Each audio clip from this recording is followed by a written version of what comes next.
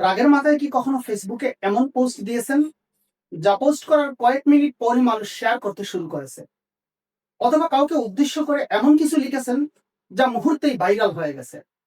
কিন্তু এখানেই আসে সবচেয়ে গুরুত্বপূর্ণ বিষয়, ফেসবুকে করা একটি পোস্ট কি আপনাকে আদালত পর্যন্ত নিয়ে যেতে পারে? বাংলাদেশের আইনে কি শুধু একটি পোস্টের কারণে জেলও হতে পারে? একটি স্ট্যাটাস, একটি কমেন্ট অথবা একটি শেয়ার কখন আইনগত ঝুঁকিতে পরিণত হয়? আজকের ভিডিওতে আমরা জানবো কোন ধরনের ফেসবুক পোস্ট আইনের চোখে অপরাধ হতে পারে, কোন আইনে মামলা হতে পারে, এবং সোশ্যাল মিডিয়া ব্যবহার করার সময় একজন সচেতন নাগরিক হিসাবে কি কি বিষয়ে সতর্ক থাকা প্রয়োজন। সঙ্গেই থাকুন। প্র্যাকটিস এন্ড প্রসিডিউরে আপনাদের সবাইকে স্বাগতম। ফেসবুকে পোস্ট দিয়ে কি সত্যিই জেলে যেতে পারেন? সংক্ষিপ্ত উত্তর হলো হ্যাঁ, কিছু ক্ষেত্রে যেতে পারেন।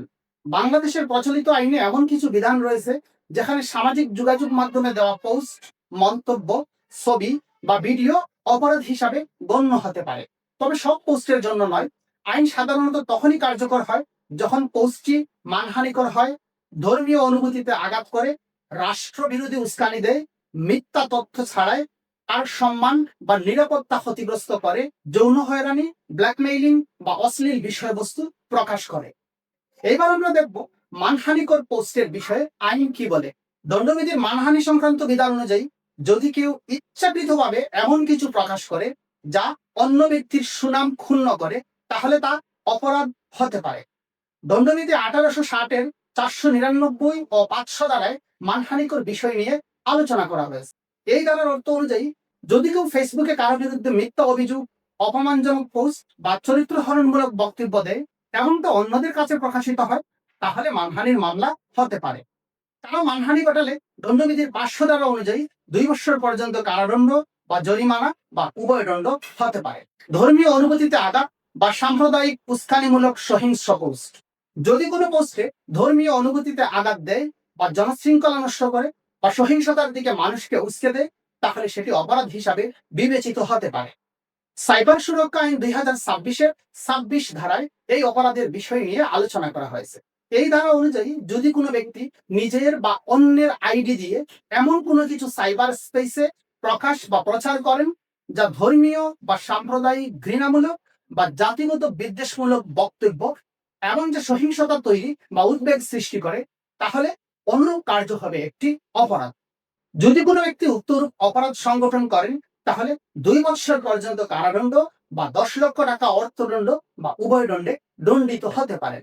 আইন মতামত প্রকাশের স্বাধীনতা দেয়, কিন্তু সেই স্বাধীনতা সীমাহীন নয়। কারণ নিরাপত্তা বা রাষ্ট্রের স্থিতিশীলতা বা সামাজিক সম্প্রীতি ক্ষতিগ্রস্ত হলে আইন ব্যবস্থা নিতে পারে।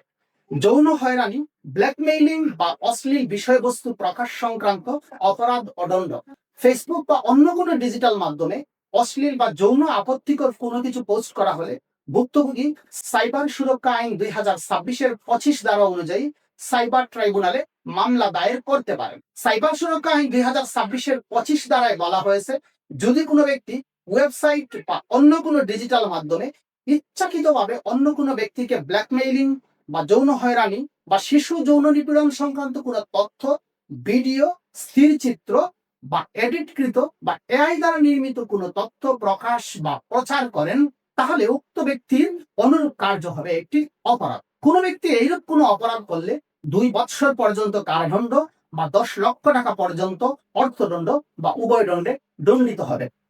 তবে কোনো নারী বা 18 বছরের কম বয়স্ক কোনো শিশুর বিরুদ্ধে উক্তরূপ অপরাধ সংগঠিত হলে শাস্তির মাত্রা হবে 5 বছর পর্যন্ত কারাদণ্ড বা 20 লক্ষ টাকা পর্যন্ত অর্থদণ্ড অথবা উভয় দণ্ড। সব সমালোচনা অপরাধ নয়। গঠনমূলক সমালোচনা, মতামত প্রকাশ বা যুক্তিসঙ্গত আলোচনা সংবিধান অনুযায়ী মত প্রকাশের স্বাধীনতার অংশ। গণপ্রজাতন্ত্রী বাংলাদেশের সংবিধানের 39 নং অনুচ্ছেদ অনুযায়ী সকল নাগরিককে বাক স্বাধীনতা ও মতামত প্রকাশের অধিকার দিয়েছে।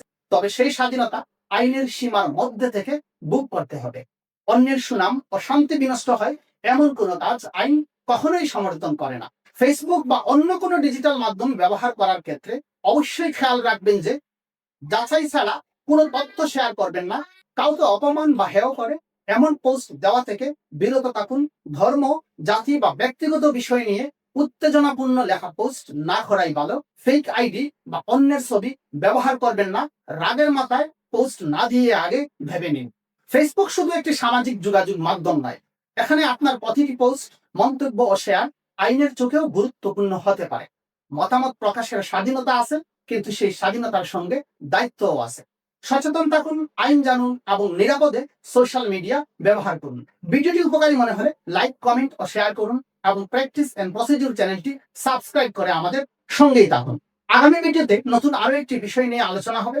সেই পর্যন্ত সবাই ভালো থাকুন, নিরাপদে থাকুন। আল্লাহ হাফিজ।